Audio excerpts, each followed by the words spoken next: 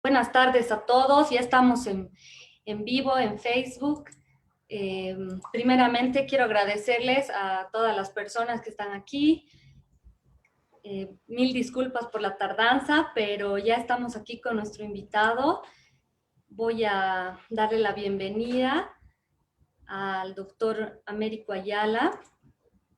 Él es el asesor legal de CIDE IFD en Santa Cruz y actualmente es candidato a un doctorado del que él nos va a comentar ahora, y también es docente de pregrado y posgrado en la Universidad de Gabriel René Moreno. Américo, ¿cómo estás?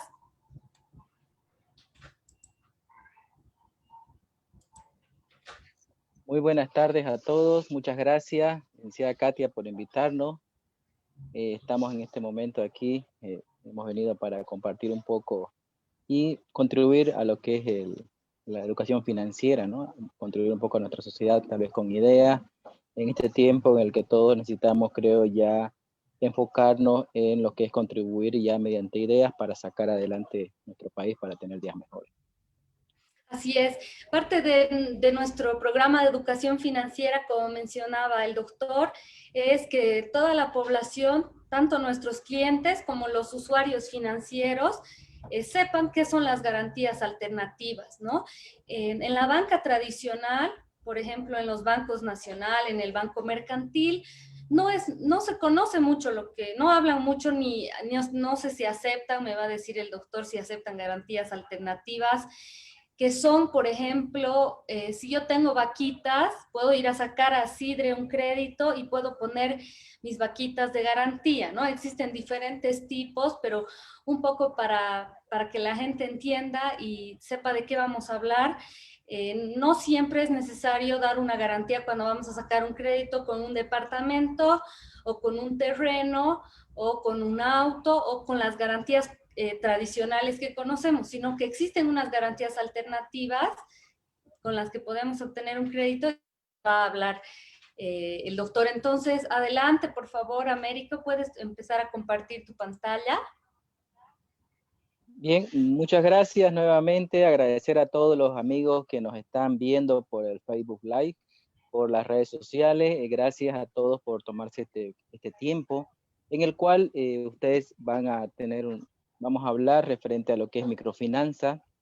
Y como les decía anteriormente, ¿no? Hoy en día creo que necesitamos ya enfocarnos en lo que es el trabajo, enfocarnos en proponer nuevas ideas, enfocarnos o tal vez retomar algunos proyectos que en su momento fueron exitosos para lo que es la economía boliviana, siempre buscando tal vez desarrollar otras alternativas. Recordemos que nosotros y a nivel mundial, no solo el caso boliviano, venimos arrastrando una crisis sanitaria ocasionada por el COVID-19, y esto también ha traído consecuencias en la economía, ¿no? Esto es a nivel mundial, no solamente en Bolivia, ¿no? En el caso boliviano, nosotros creo que cuando a veces nosotros escuchamos o vemos a algunas personas que están un poco, claro, con el pánico, están un poco asustadas, qué es lo que va a pasar más adelante. Yo creo que en Bolivia nosotros tenemos algo diferente a los demás, ¿no? Que nosotros siempre nos hemos acostumbrado a vivir en tiempos críticos, ¿no? O sea, sabemos sobrevivir los bolivianos aportando ideas, aportando alternativas, ¿ya? El día de hoy nosotros lo que vamos a hablar, especialmente yo voy a hablar sobre lo que son las microfinanzas, lo que es el microcrédito y proponerlo, ¿no? Retomarlo en cierta manera como una alternativa de desarrollo para salir de lo que es la crisis ocasionada por el COVID-19. Y decía retomarlo porque no es algo nuevo, ¿no? Que tengamos este modelo de microfinanza exitoso en el mundo, por cierto, eso hay que decirlo. ¿Ya? De otros países nos han venido a pedir tal vez la receta, ¿no? Nosotros no lo creamos, ¿sí? Eso sí tiene que tener bien claro, sino que nosotros, tal vez por las condiciones económicas, sociales y políticas en las cuales nació el microcrédito en Bolivia, fueron las óptimas, ¿no? O sea, fue el terreno ideal para que las microfinanzas puedan desarrollarse y puedan tener éxito como una alternativa de desarrollo. Si bien, como se pueden ver en muchos estudios, las microfinanzas no son, no se podría decir que es la fórmula para salir adelante, sino que lo estamos presentando como una alternativa de desarrollo en estos momentos de crisis. ¿Ya? Ahora le voy a compartir un poco la pantalla para hablarle un poco de la historia de las microfinanzas, cómo han venido evolucionando, cómo llegan a Latinoamérica, cómo llegan a Bolivia, cómo se desarrollaron, en qué marco normativo y posteriormente cómo fueron incluidas ya la Ley de Servicios Financieros en el año 2013 y cuál ha sido su impacto económico. Más allá de eso, viendo algunos estudios del Banco Mundial, en recomendaciones que hace el Banco Mundial, podríamos también al final recomendar algunos puntos principales, como el desarrollo de las tecnologías para la microfinanza, el desarrollo del blockchain, ¿no? Que nos va a llevar a una alternativa, podríamos decir, de desarrollo, ya es decir, una alternativa más que podríamos nosotros contribuir a nivel privado. Voy a compartir ahora, por favor me confirma si se ve la pantalla. Sí, Ahí. ¿Se ve? positivo. Sí. Ya. Vamos a hablar un poco de lo que es microfinanza como una alternativa de desarrollo. Para el caso boliviano, aquí tenemos el caso de la historia de las microfinanzas, porque tenemos que ir a dónde nació históricamente, ¿no? Y vamos a comprender por qué en Bolivia fue un suelo donde cayó en buena semilla, podríamos decir. Y todo inicia en la India con Muhammad Yunus. Ustedes lo ven en pantalla, pueden ver la fotografía de este personaje famoso. Es un doctor en economías que ha tenido el premio Nobel de la Paz en el 2006 por el modelo que se desarrolló, los conceptos de microcréditos también que desarrolló, ¿no? En realidad él no los creó, hay que tenerlo eso bien claro. Doctor, este doctor estudió en Estados Unidos, ¿no? Él era de la India, pero en el 74 él vuelve nuevamente a la India y ya con sus estudios de posgrados terminados, entonces él empieza a analizar la situación económica de su país, ¿no? Ve la realidad económica, hace algunos estudios referentes a la realidad de, de su país, y luego de que en el año 74 había una situación económica bien dura en la India porque había una hambruna, había sobre todo las crisis económicas de ese tiempo. Entonces, ¿qué es lo que hace? Él decide apartarse de estas doctrinas académicas y lo que hace es enfocarse ya en realidades propias de su país, ¿no? Y entonces él lo llaman el banquero de los pobres, y él luego de primero indaga en realidad con los banqueros tradicionales, como usted decía, Katia, hay una banca tradicional que es aquella que está dedicada al préstamo sobre las garantías que todos conocemos, ¿no? Vehículos, inmuebles, ¿no? Propiedades, empresas, ¿no? Pero en este caso, el doctor Mohamed Yunus, lo que él ve que en la realidad de su país no existía un gran sector, especialmente de mujeres, que no podían acceder al crédito, ¿no? Por los factores económicos en especial, ¿no? También por el factor de género, ¿no? Porque en el caso de su país, las mujeres tenían unos derechos coartados en ese tiempo, estamos hablando del año 74, del 70 para adelante, ¿no? Entonces, él lo que hace es un estudio de toda esta realidad, ustedes lo pueden ver en pantalla, y más adelante funda el Banco Graham, que ya en la traducción es el Banco del Pueblo, se llama, ¿no? Similar a algunos proyectos en Bolivia, ¿no? Que más adelante seguramente se va a poder comenzar. Pero él lo que hace es buscar una economía del pueblo y estudia la realidad de su país, y lo que hace es que ustedes pueden ver aquí, he tomado algunas partes de su libro que decía: mis reiterados viajes a los pueblos alrededor del campus de la Universidad de Chacton me permitieron hacer descubrimientos que a la larga resultarían esenciales para fundar el Banco Grameen. Las personas pobres me enseñaron una economía completamente nueva, aprendí desde su propia perspectiva los problemas a los que se enfrentan, probé con un montón de cosas, algunas funcionaron, otras no. Una que de ahí salió bien fue la de ofrecer préstamos destinados al autoempleo. Aquellos préstamos constituyeron un punto de partida para la industria artesanal y para otras actividades generadoras de ingresos que aprovechaban las habilidades que las personas prestatarias ya poseían.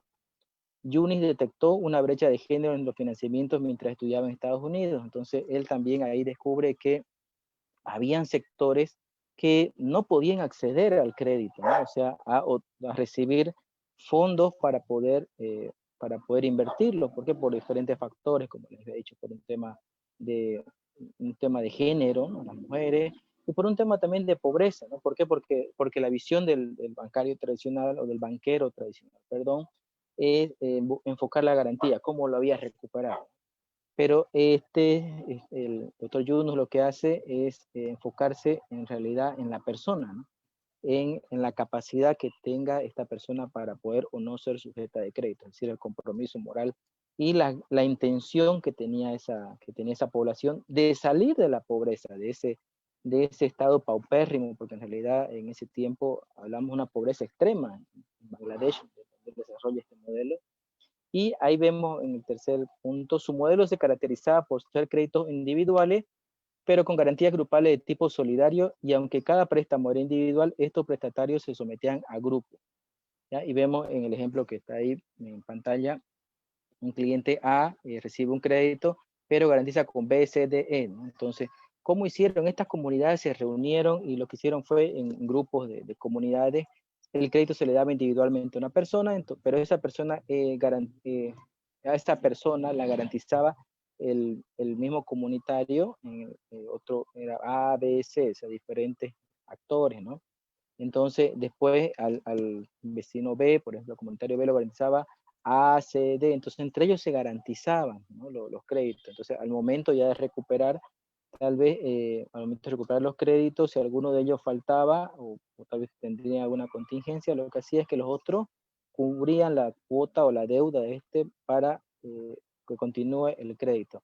También cada prestatario estaba obligado a asistir a las reuniones periódicas de educación financiera. Otro de los puntos principales que trajo este modelo del doctor Yunus fue que le trae la educación financiera al prestatario, ¿no? O sea, es decir, le da lo que podríamos decir en otras palabras, un acompañamiento técnico, ¿no?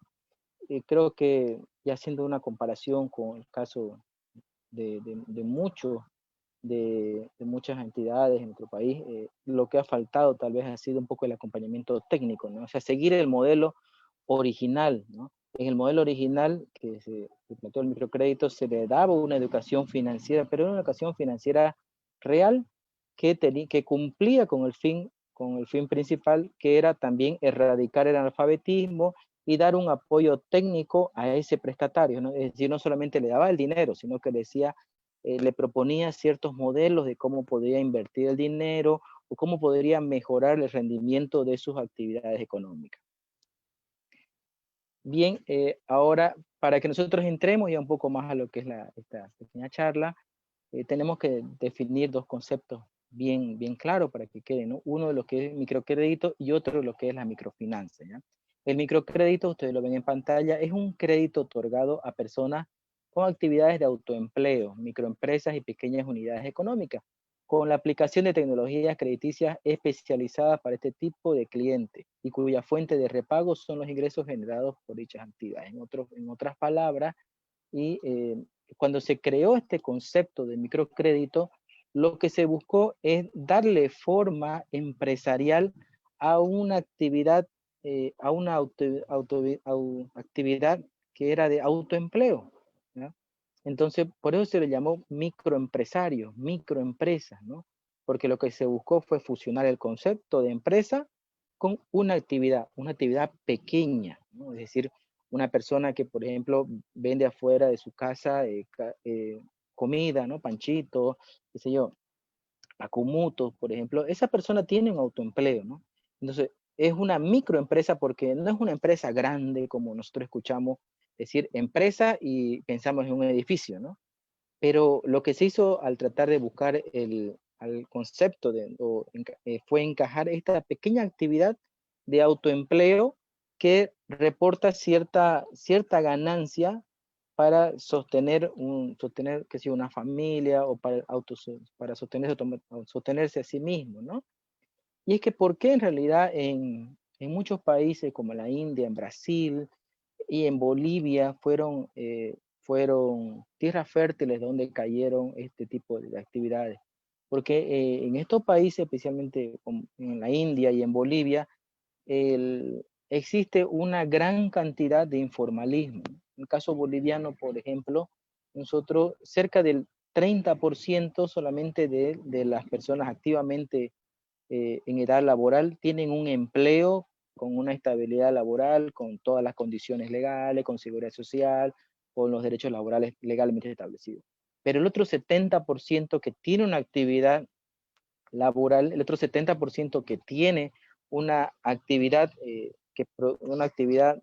productiva, se dedica al informalismo, ¿no? Es decir, un lugar de empleo, un lugar donde hace un movimiento económico, pero no tiene las condiciones, ¿no? De seguridad social, no tiene no tiene un jefe, no tiene una parte patronal, por ejemplo, porque es autosostenible, ¿no? Entonces, ahí es donde entra lo que es el concepto del microcrédito, ¿no? Enfocarnos o subsumir el concepto de empresa pequeña en un concepto financiero. Y ahí empieza a desarrollarse lo que es el concepto de lo que es microcrédito. Ahora, las microfinanzas, como lo vemos en el punto que sigue, es una actividad financiera referida a la provisión de microcréditos, es decir, es darle crédito a estos pequeños empresarios de lo que hemos hablado y darle servicios de ahorro en pequeña escala, ¿no? Darle otros tipos de servicios financieros adecuados a sus necesidades personales, naturales, independientes, ¿no? Es decir, es todo un mundo en realidad las microfinanzas, porque comprende todo lo que se llama una tecnología crediticia, comprende todo un saber hacer, ¿no? Porque a veces nosotros pensamos que en realidad darle crédito, las microfinanzas, los microcréditos, es darle crédito a cualquier persona, no.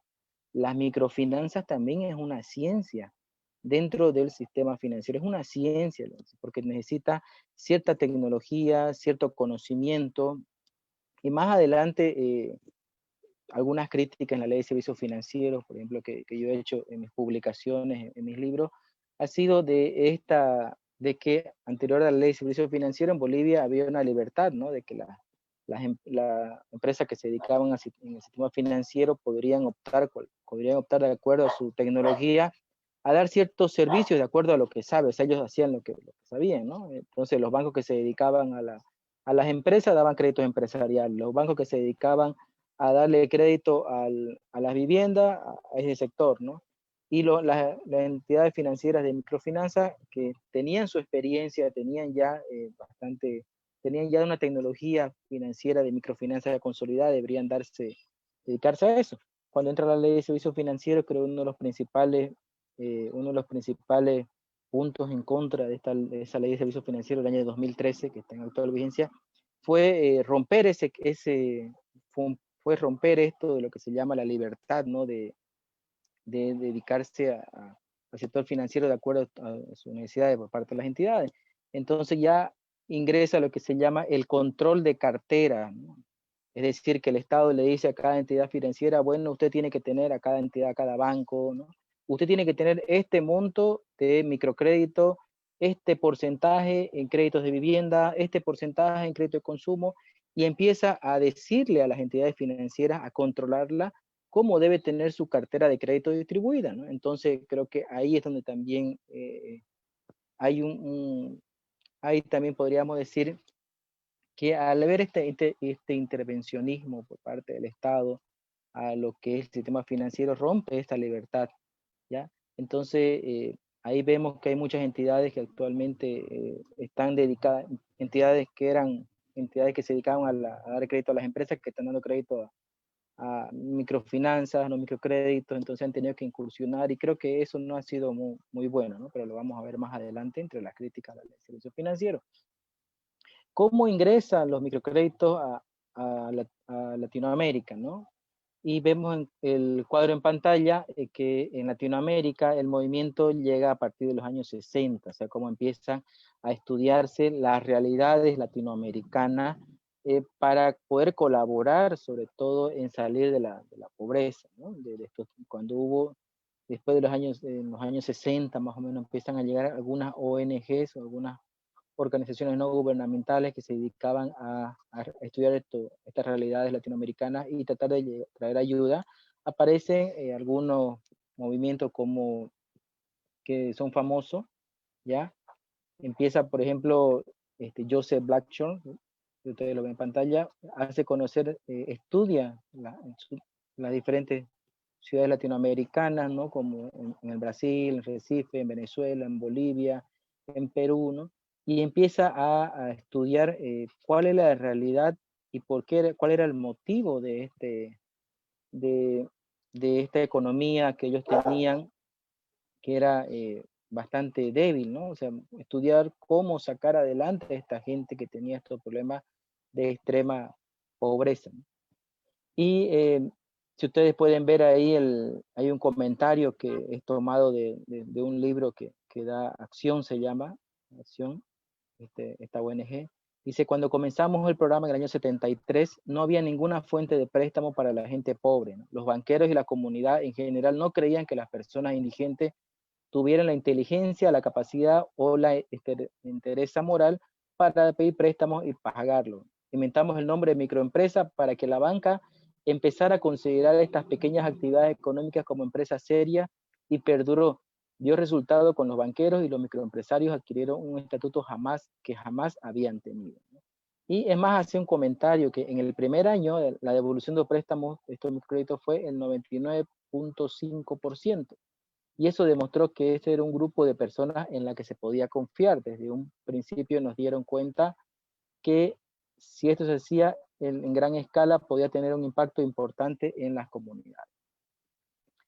Entonces, como podemos ver ya en el mundo entero, ya se venían estos fenómenos y estas ayudas internacionales para lo que es pensar en países en vía de desarrollo, o sea, cómo sacar adelante a esta gente que estaba en la pobreza y ayudarlos, ¿no? Ya vimos en el 74 empieza Yunus en la India y ahora vemos la ONG que era Acción, que después del año 60 empieza a llegar a estudiar también Latinoamérica, cómo traer estos modelos de ayuda a través del financiamiento del crédito. Ahora, ¿cómo llega las microfinanzas en Bolivia? ¿No? Ya había comentado anteriormente que las particulares condiciones de la economía boliviana colaboraron con las microfinanzas, ¿no? O sea, para que sea en Bolivia una buena experiencia exportable al mundo, es porque tenía unas condiciones particulares y ahora es un referente internacional ya que se exporta a este modelo de microfinanzas se ha exportado a otros países, ¿no? Como ser México, Estados Unidos, ¿no? ¿Ya? Entonces, el éxito se debe principalmente a la confianza que demostraron las entidades microfinancieras en el sector de bajos ingresos como potenciales clientes financieros. De este modo se entendió que los pobres son sujetos de crédito importantes y la industria de microfinanza puede ser rentable siempre y cuando se diseñen tecnologías apropiadas para atender a este segmento de la población con productos y tecnología apropiada a sus necesidades, ¿no? Es lo que yo les decía anteriormente, que las microfinanzas son toda una ciencia, ¿no? Entonces nosotros tendríamos que partir de este punto de vista. Nosotros en Bolivia hemos desarrollado este modelo porque Bolivia tiene unas características propias que lo vamos a ver más adelante también con la Constitución Política del Estado. El modelo económico boliviano es algo diferente a los demás, entonces por eso es que en Bolivia se desarrolló el tema de las microfinanzas con gran éxito. Y seguimos compartiendo las microfinanzas en Bolivia, ¿no? El modelo boliviano se caracterizó principalmente por la transición de las entidades que nacieron como ONG financieras, es decir, llegaron ONGs a Bolivia y empezaron a adaptarse a la legislación boliviana. Estamos hablando de los años 80, del 80 hasta el 85, cuando empiezan a crearse, a llegar ya a Bolivia esta ONG de tipo financiero, ¿no? Es importante conocer que algunas, por la facilidad de captar fondos del público, se convirtieron en fondos financieros privados, cuya estructura institucional posibilitó la regulación de los intermediarios financieros enfocados en el sector de las micro y pequeñas empresas. Es decir, cuando llegan las primeros microfinancieras a Bolivia o se desarrollan, algunas optaron por convertirse directamente en captar fondos del público y poder hacer la intermediación financiera. Otros decidieron continuar su intermediación financiera en forma indirecta, o sea, siguieron el modelo de trabajando en microfinanza, pero a través de asociaciones civiles sin fines de lucro, o también llamadas las fundaciones, ¿no? Las cuales se convirtieron en instituciones financieras de desarrollo, ya con la nueva ley de servicio financiero, pero tenían la desventaja de no poder realizar la intermediación financiera directamente con el público. A ver, así que pero sí podían traer dinero a través de financiadores externos, o sea, nacionales o internacionales. Tal es el caso de Sidre, por ejemplo, Sidre, Fumboden, Fubode, Crecer, IDEPRO, ProMujer, Emprender, Fundeco, Diaconías y otros. Aquí hay algo que es importante tomar en cuenta, que el hecho de que algunas optaron por captar fondos del público en forma directa y otras optaron por no captar en forma directa, es muy importante hacerlo ver. Aquellas empresas que realizan intermediación financiera con el público, ¿qué es la intermediación financiera? En realidad, la intermediación financiera es el punto principal al cual se dedican todas las entidades financieras.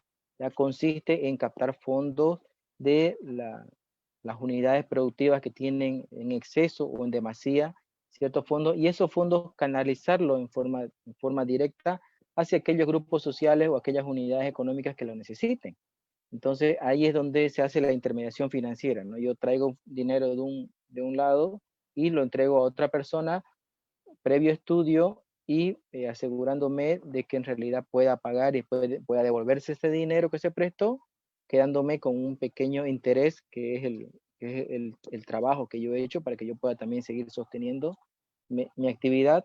Entonces eso es la intermediación financiera. Cuando yo capto fondos de alguien que tiene fondos en, que tiene fondos en ahorro, o sea, que le sobra dinero, se lo entrego a otra persona y ese mismo dinero yo lo voy a recuperar y se lo voy a devolver a esa persona que originalmente depositó su dinero, ¿ya?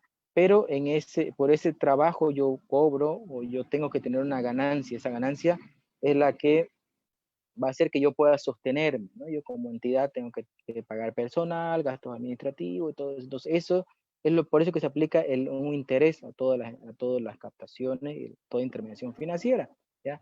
Entonces aquí como nosotros vemos es muy importante el tema de la intermediación financiera porque cuando cualquier persona, por ejemplo, que no paga un crédito, al final el que más pierde es el ahorrista, ¿no? O la persona que ha depositado su dinero en una entidad regulada.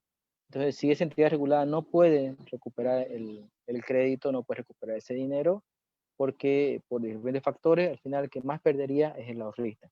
Ahí vemos la importancia de la intermediación financiera.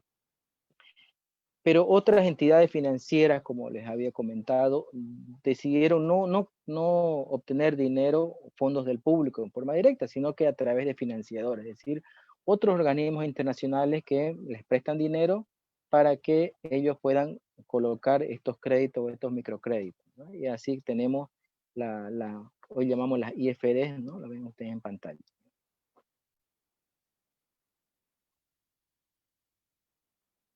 En el caso boliviano, ya entrando nosotros a lo que es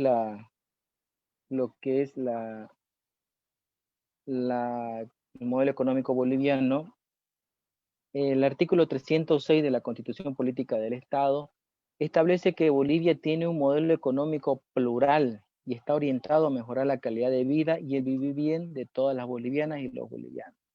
Ahora, esto de lo de plural está muy de moda, ¿no? Creo que es lo que a raíz de muchas corrientes humanistas, muchas corrientes, hasta podríamos decir populistas, han traído el concepto de plural, ¿no? Y decimos pluralismo, hablamos de un pluralismo jurídico, pluralismo aquí, pluralismo allá, pero cuando nosotros hablamos, o la Constitución Política del Estado nos menciona un sistema de economía plural, se refiere de que existen diversidades de realidades económicas que comparten un mismo territorio, ¿no? Eso se refiere el sistema económico plural, o sea, diferentes modelos económicos que conviven dentro de una misma legislación y dentro de un mismo territorio con el fin, como habíamos visto en el artículo 306, de buscar mejores días para las y los bolivianos. ¿En qué consiste el modelo de economía plural? Si ustedes lo ven en pantalla, el parágrafo 2 del artículo 306. Consiste en formas diferentes de organización económica, y las cuales son la economía comunitaria, 1, la estatal, 2, la privada, 3, y la social cooperativa. Entonces son 4 modelos económicos que coexisten, podríamos decirlo así, dentro de un mismo territorio, dentro de una misma economía, una macroeconomía, tienen que convivir estos 4 modelos económicos, ¿no? La economía plural, dice el parágrafo 3, articula las diferentes formas de organización económica sobre los principios de, y ahí habla de los principios fundamentales sobre los cuales estos 4 modelos económicos tienen que interactuar. ¿Ya? Es decir, que los 4 modelos económicos, pese a que son diferentes, tienen que tener como principios o como base lo siguiente: la complementariedad, ¿no? Es decir, que se complementen unos a otros, la reciprocidad, la solidaridad, ¿no? La redistribución, la igualdad, la seguridad jurídica, deben tener sustentabilidad, tienen que tener equilibrio, justicia y transparencia, ¿ya? Esto de la redistribución también es bastante importante hacerlo conocer. Cuando se habla en la Constitución de una redistribución de los recursos o redistribución dentro de la organización económica, se refiere a que aquella ganancia que generan ciertas unidades económicas deben redistribuirse, o sea, debe buscarse una forma de cómo retornen a la economía para que siga un movimiento, para que siga el movimiento económico y pueda desarrollarse y complementarse tal vez a alguna de las otros modelos económicos que presenten algunas debilidades, ¿no? Las formas de organización económica reconocidas en esta Constitución podrán constituirse también empresas mixtas. Fíjense que el parágrafo 5 del artículo 306 dice: el Estado tiene como máximo valor al ser humano y asegurará el desarrollo mediante la redistribución, que lo que expliqué anteriormente, equitativa de los excedentes económicos en políticas sociales, de salud, educación, cultura y en la reinversión del desarrollo económico productivo. Sobre esto de la redistribución, uno de los ejemplos más claros que nosotros podemos ver ya en la Ley de Servicios Financieros del año 2013, es que en el caso de la vivienda social, por ejemplo, ¿no?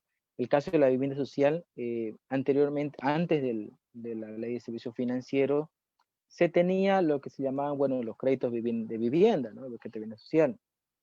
Pero ¿cómo se accedía a un crédito de vivienda social? De vivienda, perdón, antes no había lo que es vivienda social. Entonces, para acceder a un crédito de vivienda, usted tenía que previamente ir a una entidad financiera y pedir un préstamo de vivienda. Entonces, la entidad siempre le decía, bueno, nosotros le vamos a financiar, pero no le podemos financiar la compra total del inmueble.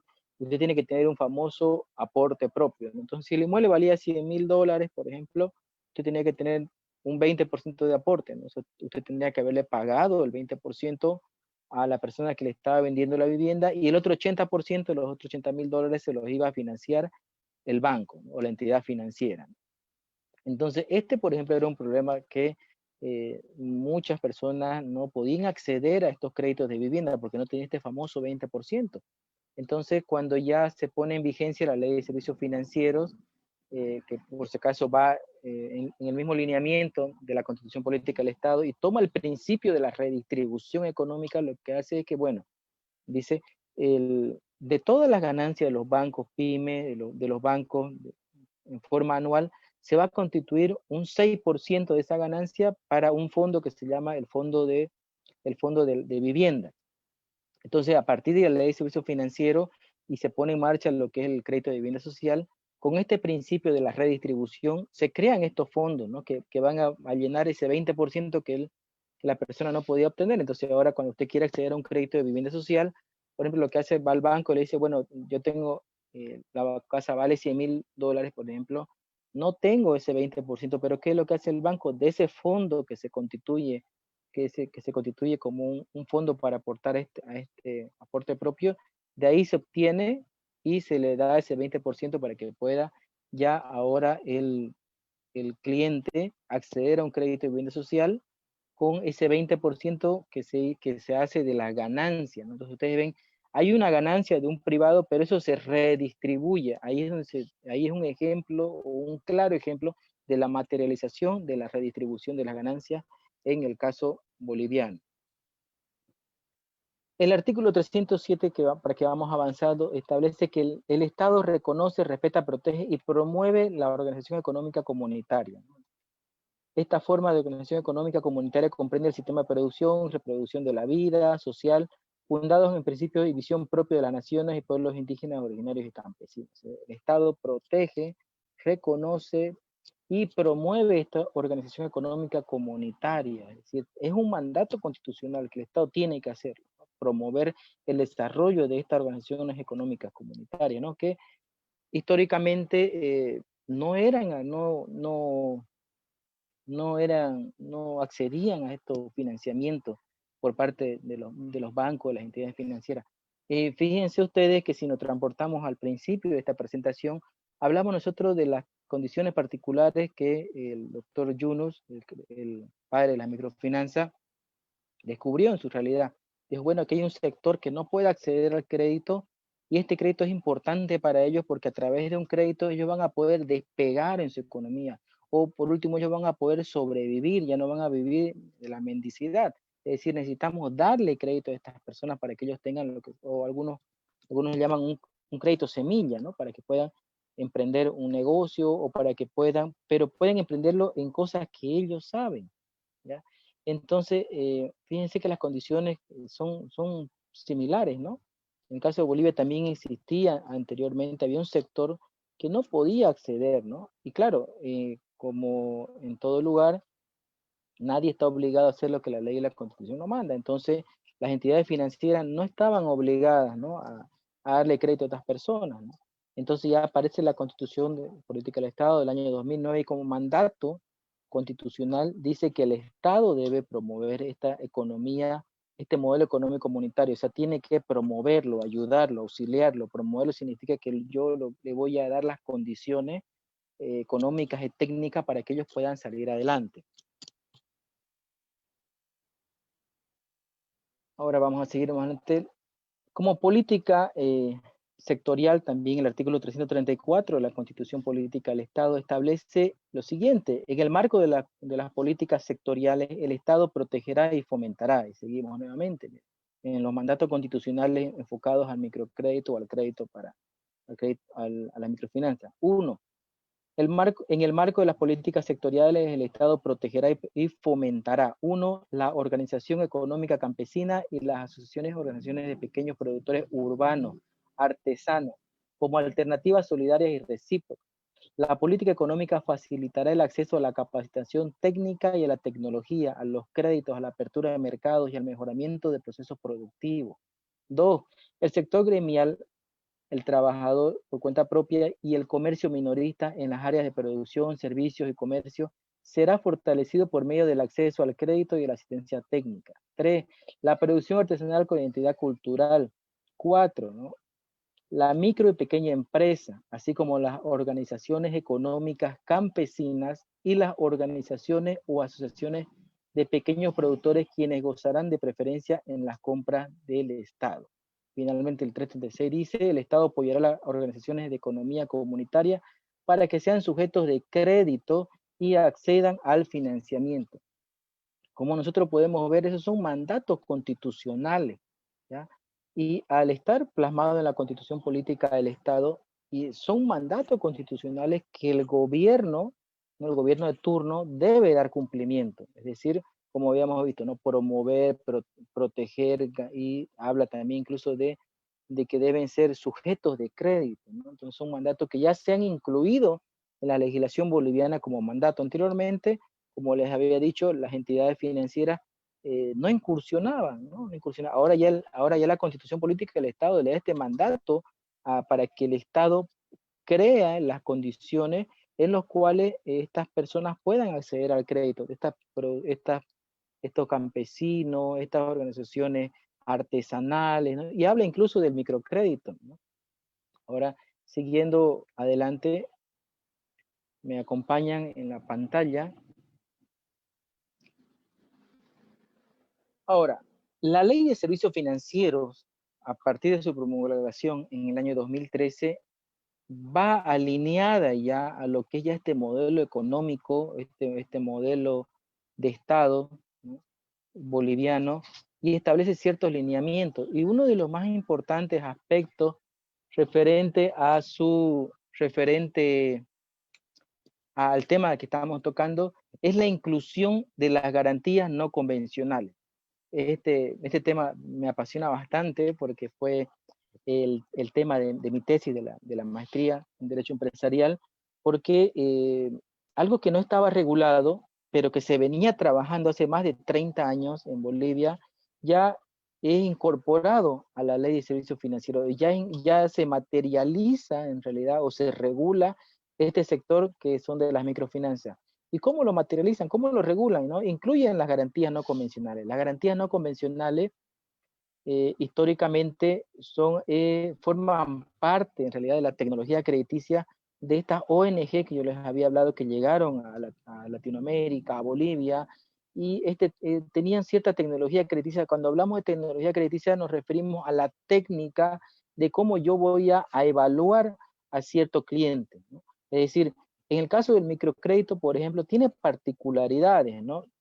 Como habíamos hablado que el microcrédito o el autoempleo es algo informal, ¿no? Entonces yo tengo que tener una técnica de cómo voy a evaluar sus ingresos. Sus ingresos son mensuales, sus ingresos anuales, sus ingresos diarios, ¿no?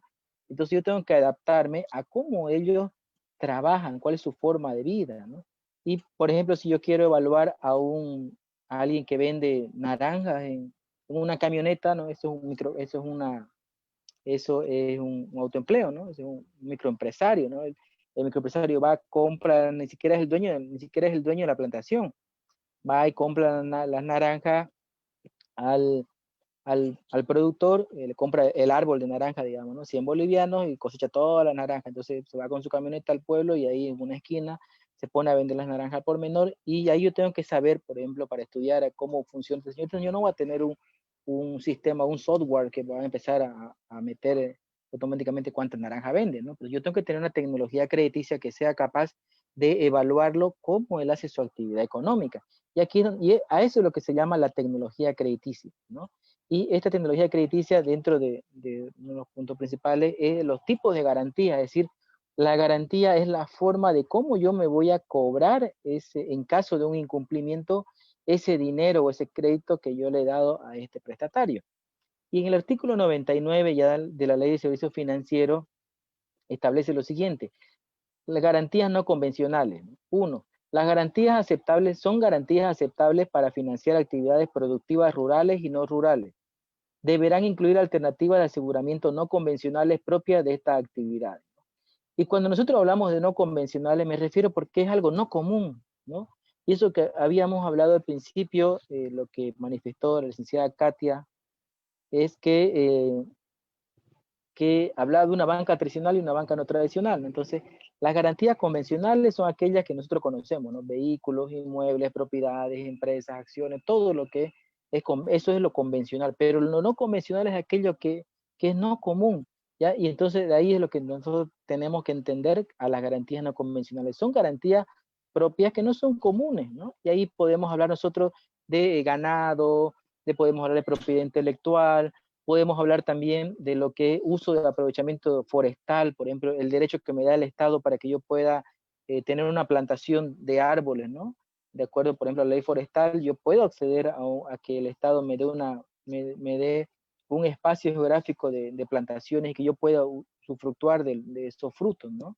Bajo ciertos parámetros. Entonces, eso, por ejemplo, yo puedo dejar en garantía, ese derecho que me da el Estado, yo puedo dejarlo en garantía no convencional en una entidad, ¿no? Y esa entidad me va a dar un crédito, por eso yo voy a poder haciendo mi actividad, ¿no?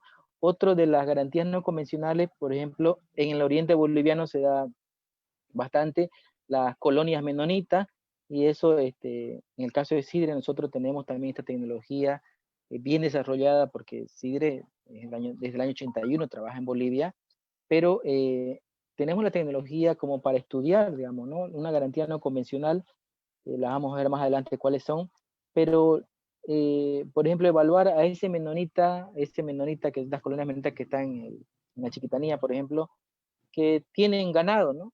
Tienen ganado, pero este ganado tiene una marca y esa marca es de toda la comunidad tiene una sola marca, ¿no?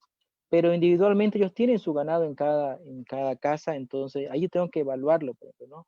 ¿Qué tiene de patrimonio? Por ejemplo, tiene un molino, tiene un buggy, ¿no? Si alguna vez alguien conoce las carrozas de los menonitas son los buggies, son buggies. Entonces, eso, por ejemplo, es una garantía no común, ¿no?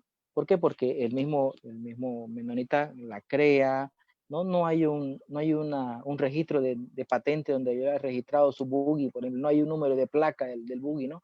Pero ese bien es sujeto de o sea, tiene un precio, tiene un valor económico, ¿no? Cuando fui a hacer algunas investigaciones para mi tesis, por ejemplo, preguntaba yo cuánto cuesta este buggy, no sé, el menonita me explicaba, ¿no? Los buggies tienen diferentes precios, me decía. Un buggy común, me decía, una versión sencilla, como cuando usted va a una autoventa, ¿no? ¿Cuál quiere el Kia 2020, digamos, usted dice, ¿no? El vendedor le dice, ¿cuál quiere la versión de lujo, la media o la simple? ¿No? Entonces, lo mismo explicaba el menonita, el que hacía estos buggies, estas carrozas, me decía, bueno, la versión simple tiene solamente sus ruedas de aire y tiene amortiguadores tal calidad, soporta hasta 500 kilos, me decía, ¿no? Wow. La otra versión que tengo me explicaba, ¿no? Viene con techo, otra viene con unos amortiguadores especiales, ¿no? Entonces, pero lo importante que nosotros tenemos que entender es que estas garantías no convencionales son garantías que tienen un valor económico, ¿no? Entonces son garantías no comunes. Y es más, a partir ya de la Ley de Servicios Financieros, se crea un registro para poder trabajar con estas garantías no convencionales, o sea, para poder registrar estos contratos que realicen las entidades financieras con estas garantías no convencionales. Más adelante sí vamos a ver cuáles son las garantías no convencionales, lo vamos a hacer rápido, no se preocupen, para que no se duerman, ¿ya? En el caso, para que ya vamos finalizando, en la legislación boliviana, aquella ONG financiera, algunas se transformaron en fondos financieros privados, otras se convirtieron en bancos, entre las más famosas a nivel mundial, Banco Sol, por ejemplo, fue el primer banco de las microfinanzas. Otro en Bolivia, también tenemos el Banco Los Andes, por ejemplo, fue uno de los bancos que trajo bastante movimiento de microfinanza. Pero también existieron otras ONG, otro modelo que les había dicho anteriormente, que decidieron seguir trabajando como asociaciones civiles sin fines de lucro, ¿no?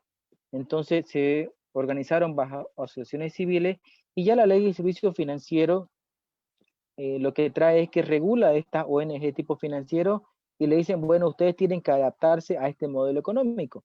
Y lo que hace es que crea las denominadas instituciones financieras de desarrollo. Es decir, lo que hace es regular este modelo económico de ONG financiera y les da un plazo para que ellas puedan adaptarse a la legislación boliviana y puedan estar en el mundo regulado, podemos decir, ¿no? Las características de la IFD son las siguientes, es el 273 de la Ley de Servicios Financieros. Las instituciones financieras de desarrollo son organizaciones sin fines de lucro con personalidad jurídica propia creada con el objeto de prestar servicios financieros con un enfoque integral que incluye la gestión social, buscando incluir favorablemente en el progreso económico, social de personas y organizaciones, así como contribuir al desarrollo sostenible del pequeño productor agropecuario, piscícola y forestal, maderable y no maderable, y de la micro y pequeña empresa, principalmente el área rural y periurbana. 2. La institución financiera de desarrollo se constituye con duración indefinida, sin embargo, procederá a su disolución y liquidación en caso de enfrentar situaciones sobrevinientes que terminen la imposibilidad de lograr sus fines. Hasta aquí, como hemos visto un poco lo que es la historia de cómo llegan las microfinanzas, cómo nacen, cómo se desarrollaron, cómo llegan a Latinoamérica y cómo son reguladas en el caso boliviano, ¿no? A través también de la Ley de Servicios Financieros. Existieron sí otros marcos normativos que no se tocaron por un tema de tiempo, pero lo más importante en el año 95 que autoriza, por ejemplo, a esta ONG de tipo financiero convertirse en fondos financieros privados. Los fondos financieros privados eran sociedades anónimas, ¿no?, que están dentro del Código de Comercio, que se dedicaban a la captación directa con el público, ¿ya? Pero tenían ciertas actividades autorizadas, ¿no?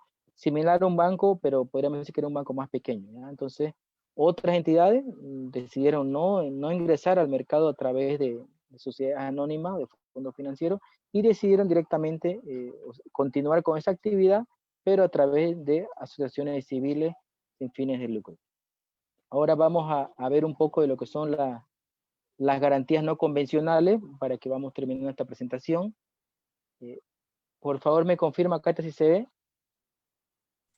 Se El ve cuadro, ¿se ve? perfectamente bien. Sí. Bien. Ahora vamos a ver lo que son las garantías no convencionales. Como les he dicho, lo vamos a desarrollar rápidamente. Son medios que respaldan o aseguran el pago o reembolso de créditos otorgados, ¿ya?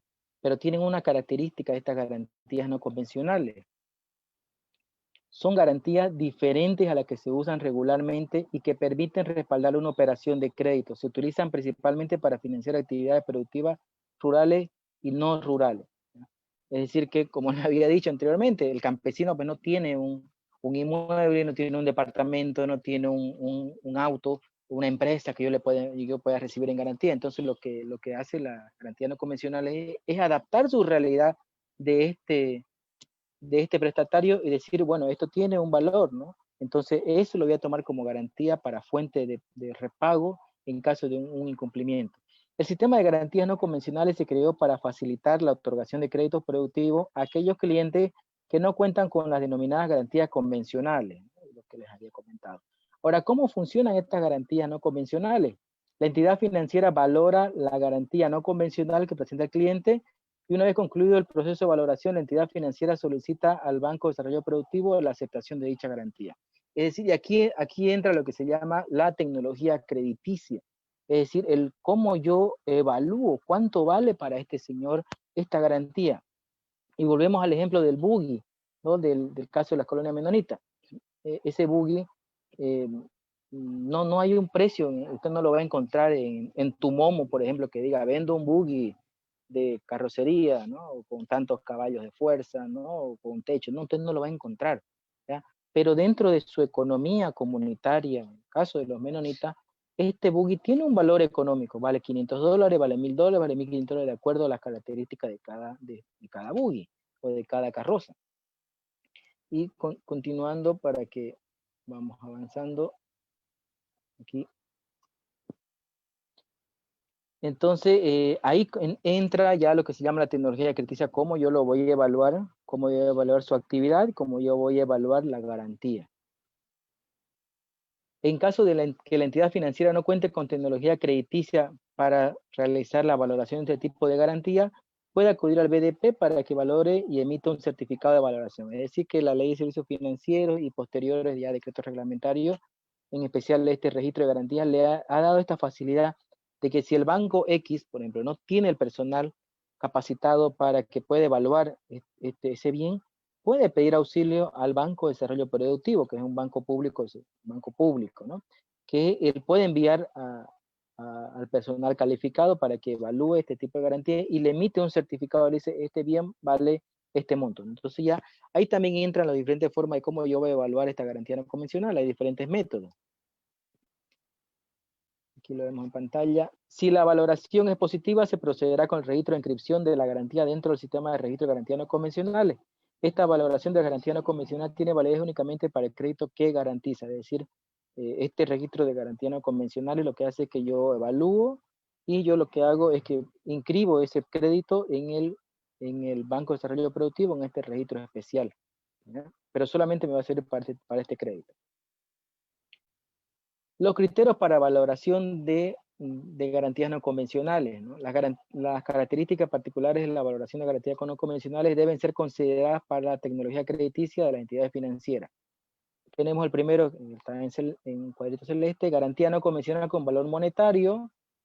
es aquella de naturaleza prendaria que cuenta con un valor de mercado, de intercambio o implícito susceptible de valoración. Ejemplo, la maquinaria productiva, ¿no? Y volvemos al ejemplo de una colonia, por ejemplo, ¿no? O de una comunidad, ¿no?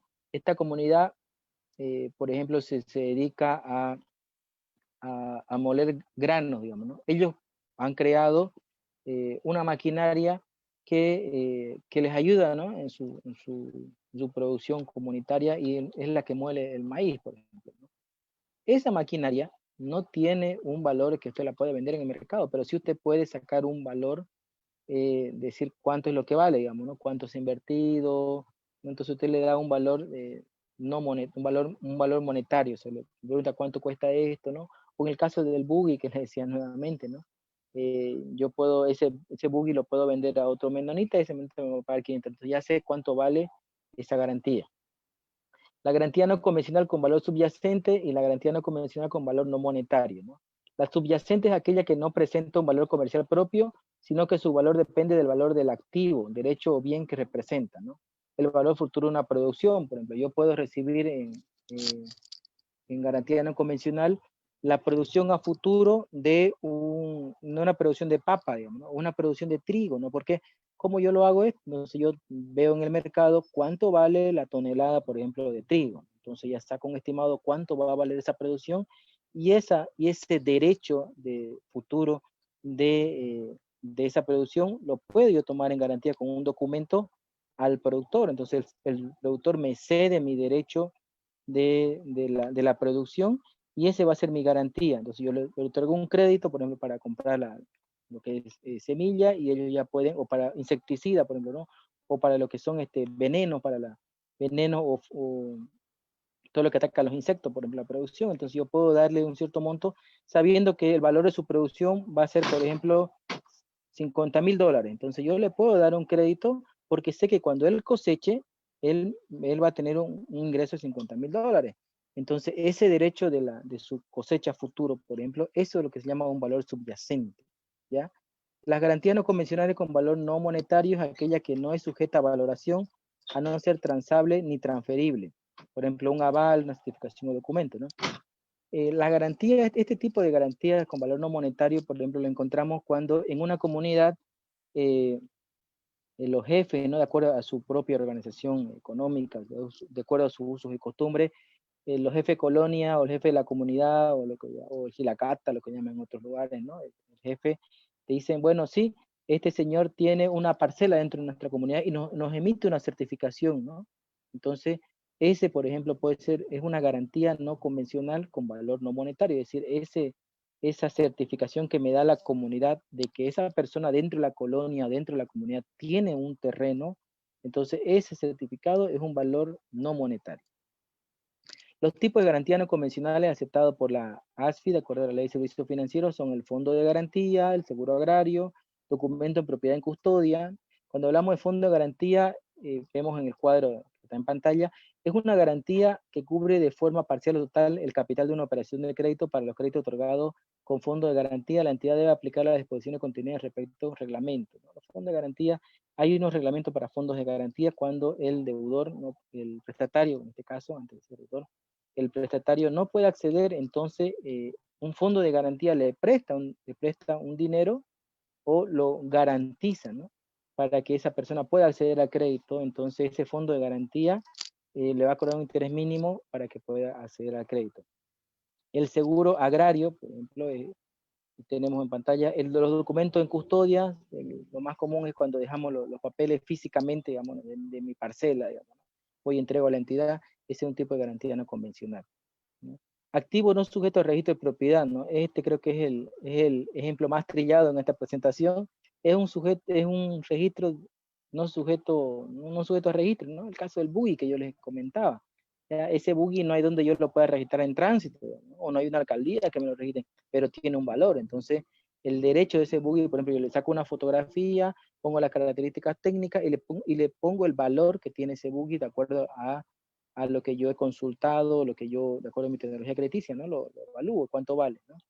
Entonces también tenemos contrato de documento compromiso de venta futuro, lo que le llamaba en una garantía subyacente, ¿no? Yo sé que a futuro esta cosecha va a ganar $100,000 porque hago tal vez una proyección o un estudio de cuánto va a costar esa producción. Entonces, ya yo sé hasta cuánto podría garantizar esa cosecha, ¿no? Avales o certificaciones son aquellas que les había comentado, en las cuales la misma autoridad como de la comunidad me avala de que cierta persona tiene, por ejemplo, un hato ganadero o tiene una parcela interna, ¿ya? Producto almacenado, el semoviente, aquí creo que de los más importantes, como decía la licenciada Katia, es que yo puedo dejar en garantía lo que es el ganado, ¿no? Y hay todavía una legislación, en el caso boliviano incluso tenemos leyes del año 61 que permitía que se pueda registrar el ganado mayor, el ganado menor, ¿no? En el semoviente, por ejemplo, yo puedo dejar garantía del ganado, ¿no? Garantía presentando mi certificado de que soy un ganadero, ¿no? Que tengo mi certificado de uso de marca incluso, ¿no? O yo puedo también dejar en garantía mi ganado menor, demostrando que lo tengo, por ejemplo, que soy parte de una asociación avícola o porcinocultura, ¿no? Entonces ese tipo de garantía de movimiento, por ejemplo, se puede otorgar en garantía aquí en lo que son las no convencionales. Y para que vamos terminando ya, en resumen, las garantías no convencionales son medios alternativos para mitigar el riesgo del crédito y reforzar el sentido de responsabilidad y cumplimiento de obligaciones en el prestatario. Son admisibles en la otorgación de créditos para el desarrollo del sector productivo y forman parte de la tecnología crediticia de las entidades supervisadas. Tienen que estar registradas en el sistema de registro del BDP. Las garantías reales y las no convencionales. Aquí creo que es algo para que podamos hacer una comparación. Las garantías reales se utilizan para garantizar préstamos, por ejemplo, para un préstamo de vivienda, ¿no? La garantía será la hipoteca de una vivienda.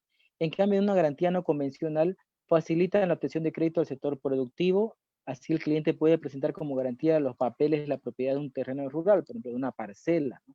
O puedo también yo presentar la cosecha futuro, ¿no? Esas son las principales diferencia que vemos nosotros en la que es la garantía no convencionales. Bueno, y para finalizar esta presentación, creo que como nosotros planteamos a las garantías no convencionales como una alternativa de desarrollo, ustedes han visto de que estas garantías, si bien no son la fórmula para que nosotros podamos lograr un desarrollo económico a grandes escalas, pero sí en estos tiempos posteriores a la pandemia, posteriores a esta crisis económica a nivel mundial, y la cual Bolivia también es parte, creo que retomar lo que es el microcrédito va a ser uno de los caminos para que podamos presentar alternativas de desarrollo hasta que nosotros podamos salir adelante como país, ¿no? Ya lo que son las políticas, las macropolíticas de desarrollo tendrá, bueno, que hacerlas los gobernantes de turno, ¿no? El gobierno, el Estado sobre todo, él tiene que desarrollar políticas de acuerdo a nuestra realidad y políticas que lleven en bien y lleven prosperidad a todos los gobernados, en el caso boliviano, para que todos tengamos mejores días, porque es un mandato constitucional, incluso que el Estado debe buscar el vivir bien, ¿no? Es decir, que las personas vivan en paz, vivan en tranquilidad, tengan acceso a lo que son servicios básicos, a lo que es el acceso a la producción, ¿no? A que tengan mejores días y sobre todo que tengan mejores condiciones en las que puedan desarrollar su medios de su economía, ¿no? Su trabajo, ¿ya? Entonces creo que con esto podemos ir cerrando. Si alguien tiene alguna duda, alguna consulta, lo dejamos abierto el micrófono. Bueno, muchísimas gracias. La verdad, entiendo por qué te apasiona el tema. Me parece que es algo muy, muy interesante desde el principio de las microfinanzas, ya que ha ayudado a muchas personas en la India, como decías, a salir de la pobreza, ¿no? Obviamente, con el paso del tiempo, esto ha ido cambiando, el impacto de las microfinanzas en la pobreza, ¿no es cierto? Entonces es muy importante, yo quería hacerte una pregunta relacionada al futuro de las microfinanzas y de las garantías alternativas, ¿no? ¿Cómo lo veías tú? Me dices que lo ves como una solución a la pandemia, o sea, a la reactivación económica, digamos, en el país. Y te pregunto, ¿Cómo ves el futuro de las microfinanzas en Bolivia y en el mundo? Bien, el futuro de la microfinanza en realidad debemos retomar los modelos y mejorarlos, ¿no? He visto que algunas recomendaciones en el caso del Banco Mundial que hace a lo que es microfinanza, ve que hay unas debilidades en el caso de la microfinanza, de que no se está usando medios tecnológicos, porque el negocio de la microfinanza tiene que ocupar velocidad, es decir, la persona necesita el crédito ya, ¿no? Porque tiene una actividad económica, pero tengo que hacerlo, tengo que hacerlo lo más rápido posible y darle el crédito para que esa persona reactive, porque su economía es del día a día. Entonces nosotros hoy en día tenemos que hacer uso de la tecnología, como por ejemplo, imagínense que yo como oficial de servicio financiero o como gestor de servicios financieros, en vez de ir al cliente, tomar nota, volver al banco, volver a la entidad, meter al sistema y esperar una evaluación. Yo me imagino que nosotros usando la tecnología podríamos hacerlo a través de una tablet, por ejemplo, ¿no? Que en el caso de Sigre creo que estamos en estos proyectos. En una tablet, por ejemplo, ir hasta la comunidad, ahí evaluarlo y directamente que me salga en el instante, ¿no? Que el programa me diga si es calificable o no, o sea, simplemente que yo pueda hacer uso de la tecnología para que yo pueda de una vez definir y darle el crédito no al cliente, ¿no? Que entonces nosotros, a la par también que nosotros usemos tecnología como el blockchain, como ser las microfinanzas, las criptomonedas, por ejemplo, podamos también nosotros enseñarle y darle una asistencia técnica a este microempresario, porque creo que uno de los factores que en realidad han descuidado las microfinanzas o las entidades que se dedican a la microfinanza es no recordar el modelo inicial del doctor Yunus, por ejemplo, que yo les comenté, ¿no? Uno era darle crédito, pero dos era darle educación financiera, o sea, una educación financiera real y un acompañamiento técnico que le enseñe, por ejemplo, al campesino, y esto lo he visto cuando vamos, por ejemplo, a hacer visitas al campo. En el caso boliviano, bueno, en los lugares donde yo he visitado, muchos de los factores que han sido que han sido negativos para que algunos clientes no puedan pagar es la sequía, por ejemplo, ¿no? Entonces yo me ponía a pensar, bueno, pero ¿por qué seguimos pensando, por qué seguimos nosotros haciendo como se hacía hace 100 años la agricultura, por ejemplo, ¿no? Que esperamos que llueve y seguimos nosotros supeditados al factor climatológico, cuando nosotros podríamos, como en otros lugares, darle la tecnología para que esa persona, por ejemplo, tenga un sistema de riego, ¿no? Como lo he visto que han desarrollado en Cochabamba, ¿no? Y entre ellos, Sidre, por ejemplo, es una de las entidades que ha promovido muchísimo hace más de 30 años el desarrollo del agro, de los sectores rurales en Cochabamba, en La Paz, en Santa Cruz, pero en Cochabamba lo he visto que ha desarrollado bastante y es un modelo a seguir, ¿no? De que nosotros le damos no solamente el financiamiento, sino que le damos el apoyo técnico y el acompañamiento. No solamente le voy a dar el dinero al campesino, porque puede ser que tal vez yo le doy el dinero al campesino se compró una camioneta último modelo y se olvidó y sembró, digamos, ¿no? Y no hizo un acompañamiento, no trajo técnico, ¿no? En otros países como en Argentina, me agrada, por ejemplo, que ellos han creado instituto del grano, ¿no? Instituto de la soya, instituto de la avena, por ejemplo, tienen sus institutos, o sea, que le dan un apoyo técnico al campesino, al productor, para que no solamente siembre, sino que sepa cuándo sembrar, cómo combatir, y eso va en aras de que pueda mejorar su producción, y cuando le va bien, pues al productor, le va bien a todos, ¿no? Le va bien a la entidad que le da el apoyo, porque puede seguir financiando otros proyectos a otra persona, y nos va bien a todos porque mueve la economía. Creo que ese es uno de los factores que debe desarrollarse en Bolivia, el apoyo técnico al productor.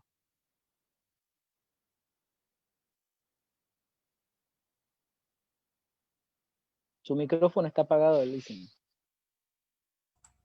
Sí, tienes toda la razón. Como tú dices, no se trata solo de darles el crédito, sino que tenemos que educarlos, tenemos que guiarlos, ¿no? Hay una pregunta de Edwin Eric Ponce Luna que nos pregunta, ¿cómo aseguramos el repago de los créditos con garantías no convencionales? Sabemos que en el sistema financiero, cuando hablamos de un crédito normal, existe un seguro de desgravamen, ¿no? Que cuando, digamos, la persona que ha adquirido un crédito fallece, ese seguro se hace cargo del crédito. ¿Qué pasa con las garantías no convencionales, Américo? Bien, un saludo a mis colegas Edwin, que del Banco Los Andes, que fuimos colegas. Eh, en el caso de la garantía no convencional, todo crédito tiene dos tipos de seguro, ¿no? Un seguro de vida y un seguro de la garantía, ¿no? Son dos conceptos que no hay que mezclarlos. El seguro de vida es cuando fallece y ahí se aplica el seguro de desgravamen. Y el seguro de la garantía es aquel que se aplica en caso de, por ejemplo, si tengo un vehículo y tiene un seguro contra todo riesgo, ¿no? Esa otra cosa. Pero en el caso de las garantías no convencionales, lo que se procede, claro, es el registro, las garantías no convencionales, hace unas veces de registro público. Entonces, eso me da una mayor garantía de que ese bien, por ejemplo, ya ha sido, en el caso de que me deje en prenda, por ejemplo, una maquinaria que sea artesanal, ¿no? Esta maquinaria no hay en el mercado, pero yo al tener un registro público ya consolidado, ese contrato, yo puedo ya llevarlo a la vía judicial y, por ejemplo, empezar a hacer un embargo y hacer un secuestro y proceder a una venta judicial. Entonces, la utilidad de este registro del BDP de las garantías no convencionales es esa, a crear un registro público de estas garantías que no se registran en cualquier lugar. O sea, yo no puedo ir a registrar, por ejemplo, una cosecha futuro, ¿no? No hay un registro. Y por eso es que la normativa ya reguló y me dice, yo puedo registrar mi contrato y eso me va a traer como consecuencia jurídica que yo, si incumple ese crédito, puedo iniciar una acción judicial y teniendo ese contrato en un registro público ya proceder a un embargo y una subasta y remata para recuperar mi acreencia. Muy bien, excelente. Creo que no hay más preguntas, pero de todas maneras, agradecer porque hemos tenido una muy buena audiencia. Desde que he empezado la charla casi hasta ahora han sido más de 20 personas que nos han estado escuchando. Y de todas maneras, a las personas que tengan dudas, este video va a quedar grabado en la página de Sidre. Edwin, Eric dice, muchas gracias, Américo, por la respuesta. Y va a quedar grabado todo aquí. Si es que tienen alguna pregunta para el doctor, nosotros se la vamos a hacer llegar. Y bueno, agradecerte, Américo. Espero que no sea la primera y la última. Sé que hay muchos más temas de educación financiera en los que nos vas a poder colaborar en el tiempo, porque tienes una vasta experiencia. Entonces, agradecerte por tu tiempo y desearte que estés muy bien. Hasta la próxima. Muchas gracias, licenciada. Muchas gracias también a todos los amigos que nos siguen en las redes sociales. Gracias también a los alumnos de las diferentes universidades que nos están siguiendo por el Facebook Live. Agradecer también la oportunidad de que podamos nosotros colaborar en algo en este tiempo en el que creo que todos debemos aportar con nuestro granito de arena. Creo que la ayuda, el aporte de todos es necesaria para que salgamos adelante como país. Y mandar un saludo a los compañeros de Sidre, los compañeros de las entidades financieras que conocemos en lo que es la banca. Y estamos aquí para colaborarles y prestos a una próxima vez que nos inviten para poder ayudar en este sector de educación financiera en Sidre y FD. Muchas gracias y también invitarlos que puedan ver nuestra página en Facebook y en el internet, en Sidre, tenemos bastante ofertas crediticias, ya vamos a empezar a captar fondos del público, vamos a tener DPF, caja de ahorro, es decir, nosotros como Sidre y FD estamos con puestas las pilas y vamos a ponerle el hombro al país. Muchas gracias. Así es, como lo has mencionado, muy pronto vamos a tener nuevos servicios financieros para ofrecerles a todos en Sidre y FD. Les voy a pedir que sigan a la página y que estén atentos porque muy pronto van a poder poner sus ahorros a una tasa muy interesante en Sidre y FD. Y bueno, buenas noches a todos y buenas noches, América.